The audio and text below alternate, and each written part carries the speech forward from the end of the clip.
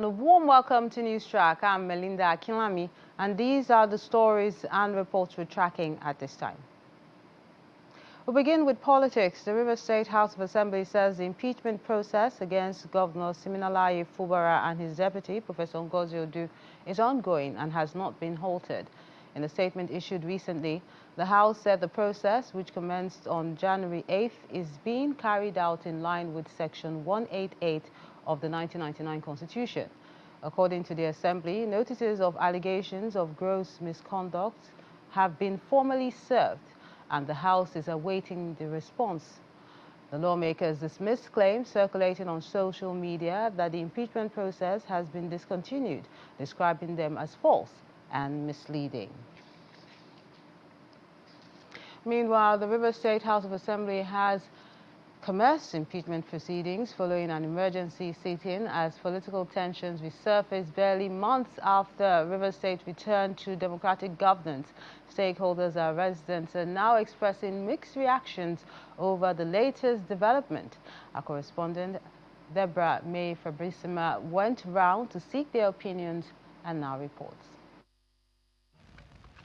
Rivers State returned to democratic rule in September 2025 after 6 months of emergency rule under the supervision of a sole administrator, Ibokete Ibas, appointed by President Bola Tinubu. Governor Siminalayi Fubara resumed office following the lifting of the state of emergency, which was imposed as a result of prolonged political crisis in the state. Following his return, relative calm was restored, with both sides of the political divide publicly committing to peace and cooperation in the interests of the state. However, in recent weeks, subtle political tensions have resurfaced. During his Thanksgiving tours across several local government areas, the Minister of the Federal Capital Territory, Nyesom Wike, stated that certain political agreements reached with Governor Fubara must be honored as part of the process that led to the governor's reinstatement into office. The governor, on his part, has also made indirect public remarks suggesting slight divisions within the political space. The governor's recent political alignments with the All Progressives Congress further fueled speculations about his political future and second-term ambition. Fast forward to Thursday, when the Rivers State House of Assembly, which had been on recess, reconvened for an emergency sitting. During the sitting, lawmakers accused Governor Fubara and his deputy, Ngozi Odu, of several alleged infractions, including the non-presentation of the 2026 appropriation bill, alleged spending without legislative approval, and claims of financial neglect of the Rivers State House of Assembly as well as the judiciary. The impeachment move was presented by the leader of the House and seconded by the deputy leader, who also spoke against the deputy governor. Within the Port Harcourt and Obiakpor metropolis, stakeholders who spoke with Channels Television described the development as unhealthy for the state. Well, every Rivers man will want peace, will want calm, will want progress.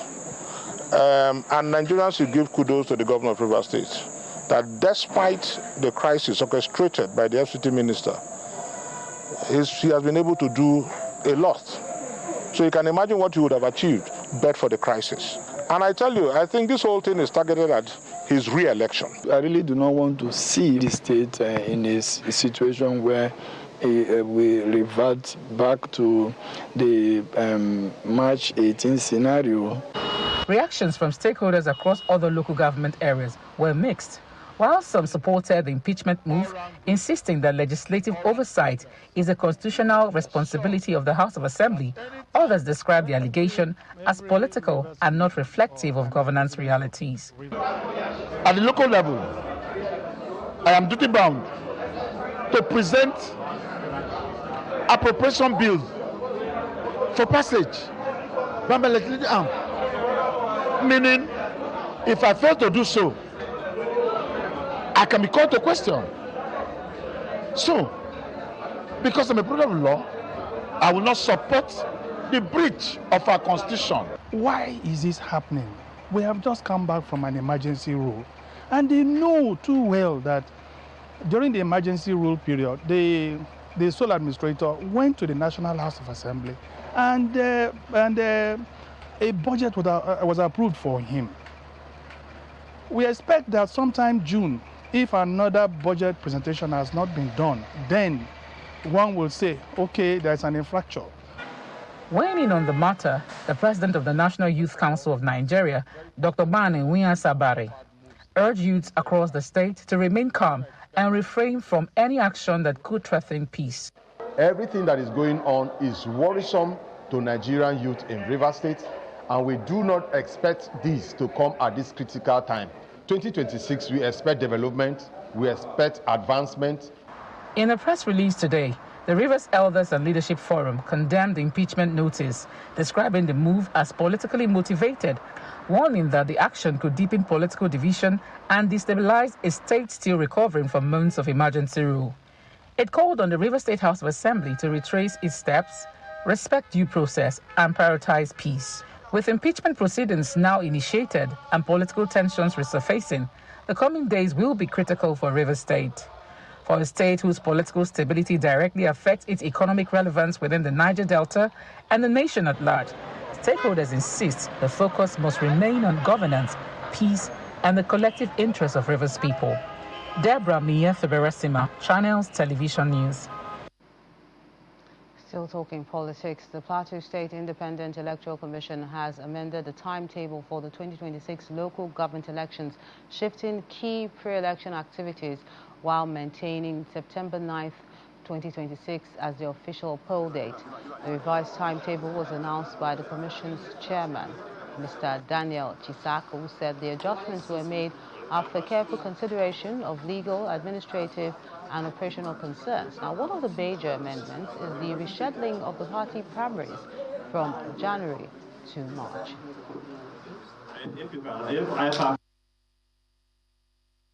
Plateau State Independent Electoral Commission wishes to notify the leadership of all political parties and the general public that elections shall be conducted in 17 local government councils of the state on the 9th of September 2026 between 8 a.m. and 3 a.m. Conduct of party primaries, including resolution of dispute arising from the primaries. Initial date was 12th January to Friday 30th January 2026. This is to enable political parties democratically nominate their candidates for the election as required by law. Adjusted days. Saturday, 7th March 2026 to Thursday, 12th March 2026. I want to plead with the political parties to also get to give the notice of election within 21 days before their primaries. So the stories now. The National Association of Resident Doctors, NARD, has threatened to resume a nationwide strike over the federal government's failure to fully implement a memorandum of understanding reached with the union. Speaking at the press conference in River State, the president of the Association of Resident Doctors, University of Port Harcourt Teaching Hospital, Dr. Ezinne Kalu, says resident doctors suspended their strike in November last year in good faith. However, key aspects of the agreement covering welfare, remuneration, and professional practice remain unfulfilled. Union leaders, and for one reason about the welfare.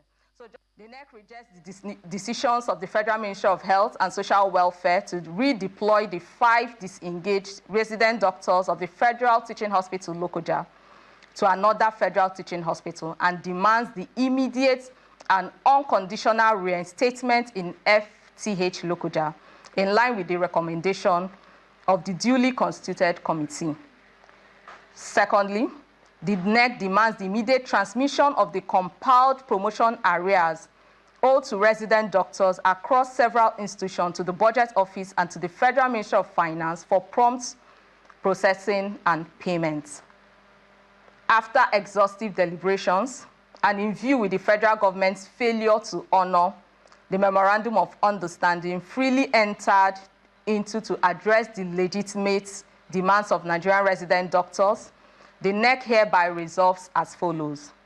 The Nigerian Association of Resident Doctors, NARD, resumes the previously suspended total, comprehensive, and indefinite strike with effect from 12 a.m. midnight on Monday, 12th January 2026.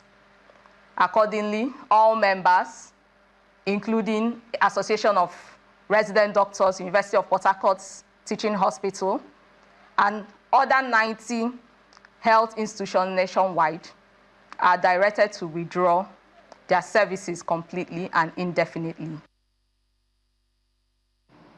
Now, for those wondering what's delaying the commencement of the Harmattan season in some parts of the country, the Nigerian Meteorological Agency has attributed it to climate change. The Deputy Director Manager, Public Weather Services of NIMET, Mr. Ibrahim Adeni, says the shift in pattern is as a result of human activities such as environmental pollution, land degradation, and other factors. On our program Sunrise earlier today, Mr. Adeni said the Harmattan can be seen actively in parts of the north, but is yet to be felt in the south. What we are seeing is purely as a result of climate change. You now see a shift in pattern of what you are used to, and that is exactly what is happening. It's not only Nigeria, it's been happening everywhere in the world, but our own, like I said, it's not that we don't have the Harmattan, but I may say it's not that active, because in the northern part of the country, including the north central, we have been witnessing that. But the shift, the movement to the southern part of the country is what is actually not there, particularly the inland cities and, the coastal area where we are still having thunderstorms. So it's not been active in the south, and as we even speak now, because yesterday we released weather alerts that a massive dust plume has just been raised over the South region, which is expected to affect major part of the country. As we speak now, the northern part is being affected. The north central is also being affected, but it has not been able to push down due to atmospheric, circulation to push down to the southern part of the country. Human activities that lead to, burning of fossil fuel, the coal, the oil and gas, that's resulted in the emission of greenhouse gases into the atmosphere. This is basically what is causing these changes. And definitely when we continue doing this, if we don't reduce this emission, if we don't reduce some of what causes this climate change, we'll continue to see this shift. This Harmattan period, we have also been sensitizing people. Each of our forecasts, we look at it. When we notice that the concentration of such dust is too much in the atmosphere, we let the public know so that those with asthma and some other respiratory conditions will take necessary precautions. Coming up on a news track, the Imo State government inaugurates vigilance operatives. We'll give you details in a moment. Join us again. Welcome back. The Imo State government says the protection of lives and property remains top priority as Governor Hope Uzodinma reaffirms his administration's commitment to sustaining peace and security. The governor gave this assurance in Owerri, the Imo State capital, during the passing out parade and formal inauguration of 7,000 newly trained operatives of the State Vigilance Services Organization. Our correspondent, Itokwe Kutei, has this report. Clad in full regalia under the scorching sun at the Ndubusi Kano Square in Owerri, rows of freshly trained operatives of the Imo State Vigilante Services Organization stand ready for the passing out parade and formal inauguration. The large turnout of top government officials, traditional rulers and residents underscores the significance attached to the event. Governor Hope Uzodinma's arrival, dressed in the same uniform, signals the commencement of the parade as the operatives march in a coordinated formation. Following the parade, the Commissioner for Homeland Security and Vigilante Affairs, Modestus Osakwe, says the initiative aims to strengthen community-based security architecture in the state. The operatives are expected to support conventional security agencies through intelligence gathering and rapid response at the grassroots. The initiative to formally establish and strengthen community-based security architecture is timely, strategic, and commendable. It reflects a clear recognition of the indispensable role of grassroots participation in effective security governance. Properly structured, trained, and coordinated vigilante operatives, such as those being inaugurated today, serve as the eyes and ears of our communities. They complement conventional security agencies by providing vital local intelligence, rapid response capabilities, and a deep understanding of the terrain and socio-cultural dynamics of our people. For Governor Uzodimma, the strengthened security framework sends a clear message to investors and visitors that Imo State is secure and open for business. With this inauguration, we are sending a clear signal to the nation and the world. Imo is open. Imo is safe. To the investors looking for a home and the visitors looking for a destination, your search ends here. I want to assure you, Ndimo, that my administration will jealously protect the new Imo which we have secured, the state where investments meets opportunity. Nevertheless, he cautions operatives against abuse of power, stressing the need for professionalism, discipline, and respect for human rights. However, I will advise you do not mistake your new authority for an excuse to bully or harass the very people you are paid to protect. Any reckless abuse of power will be met with the full weight of the law. You are here to serve, not to intimidate. The governor later commissions patrol vehicles designated for teams across the 27 local government areas to enhance rapid response and crime-fighting operations. The initiative marks another step towards consolidating peace and deepening community policing across Imo State. Eyitope Kutei, Channels Television News.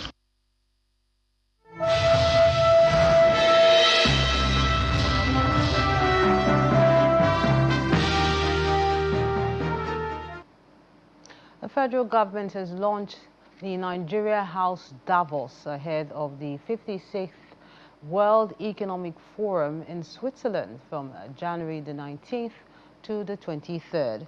The initiative will showcase the country's economic reforms, investment readiness, and cultural identity to a global audience. Nigeria House Davos, a public-private partnership with key ministries and private sector partners, aims to attract foreign investment, build strategic partnership, and boost Nigeria's global economic profile. The venue will host ministerial talks, roundtables, and investment meetings on mining, trade, agriculture, energy, digital trade, and the creative economy, positioning Nigeria as a reform-driven economy open for business. The Manufacturers Association of Nigeria, MAN, says no Nigerian will pay more under the new tax law.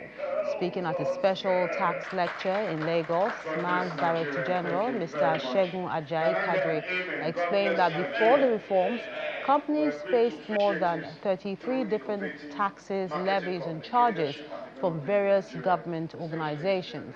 The January 2026 tax law now streamlines the system, combining multiple levies into a single framework, removing nuisance taxes and creating a more business-friendly environment.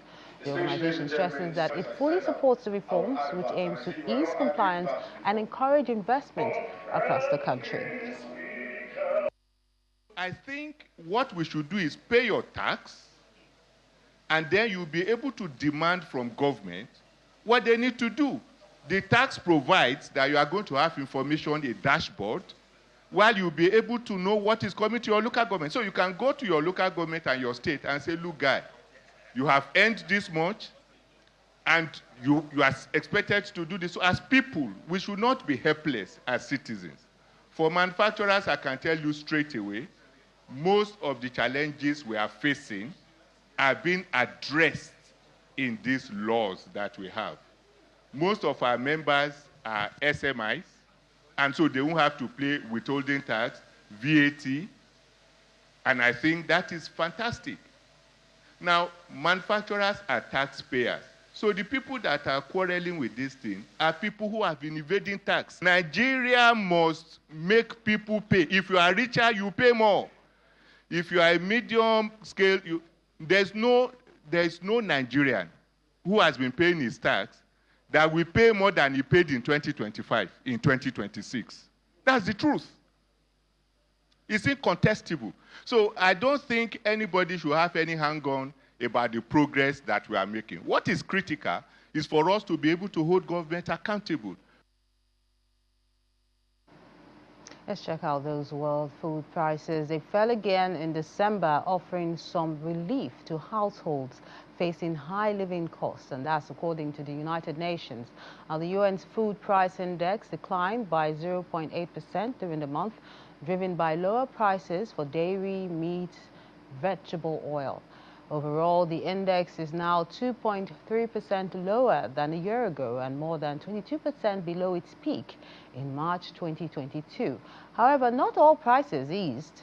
Cereal prices rose 1.7% due to concerns over Black Sea exports, while sugar prices climbed 2.4% following weaker production in parts of Brazil. Doctors at hospitals in the Iranian capital say they are overwhelmed with injury cases from ongoing anti-government protests in the country.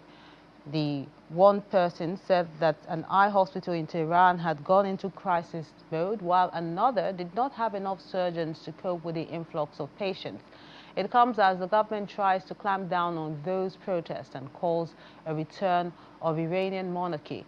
On Friday, U.S. President Donald Trump said Iran was in big trouble and warned that the United States will start shooting if more protesters are killed. Since protests began on December 28th, at least 50 protesters and 15 security personnel have been killed, and that's according to a U.S.-based human rights activist, which states that more than 2,000 individuals have also been arrested. In the meantime, U.S. President Donald Trump says the United States needs to own Greenland to prevent Russia and China from doing so.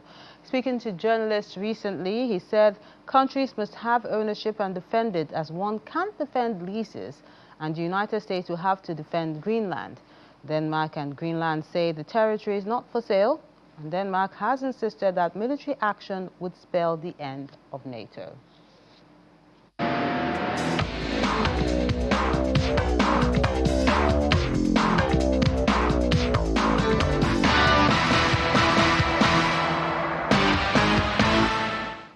Nigeria forward Victor Boniface faces 7 months on the sidelines after German Bundesliga side Werder Bremen announced that he had surgery on his knee in Austria today. Boniface has played 11 times for the club this season after joining on loan from Bayern Leverkusen, but failed to register a goal. The 25-year-old missed the final 2 fixtures of 2025 with the issue preventing him from training, while it also ruled him out of Nigeria's squad for the Africa Cup of Nations in Morocco. The club said his loan deal until the end of the current season will not be caught short, as Bayern Leverkusen doctors were also involved in the decision. In the world of basketball, Jalen Williams scored 26 points and Kendrick Williams added 21 as the NBA champion Oklahoma City Thunder erased a 21-point third-quarter deficit to edge the Memphis Grizzlies 117 to 116. Williams delivered a go-ahead three-pointer with less than 1 minute on the clock, and Alex Caruso blocked a last-grabs attempt by Grizzlies point guard Cedric Howard in the final second as the Thunder triumphed despite the absence of reigning NBA most valuable player, Alexandra. Jaren Jackson scored 23 points and grabbed 7 rebounds to lead Memphis Grizzlies without star shooting guard Jamel Morant. Jackson against Norton, 10 to shoot. Howard, a 3 for the tie. It's off. Thwarted by Landale. Landale goes back up, hooks, 1 point. The team just kept competing, and I just thought for like a January 9th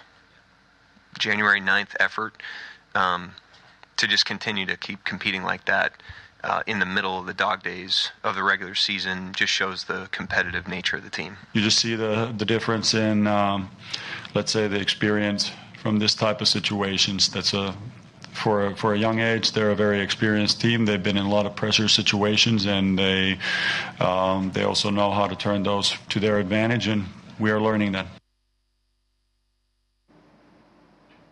In tennis, Russian Daniil Medvedev has ensured that he will have another shot at glory at the Brisbane International tomorrow. Medvedev earned a scrappy 6-4, 6-2 semi-final win over his American opponent Alex Michelsen to reach his 41st tour-level final.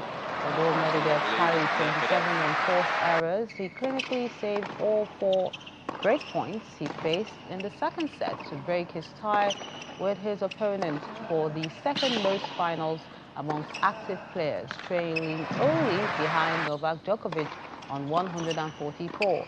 The 29-year-old will go into Sunday's final against another American, Brandon Nakashima.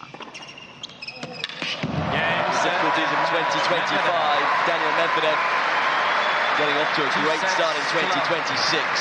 For the second time, he's in the Brisbane International final. That's News Track at this time. Thank you so much for watching. I'm Melinda Akinlami.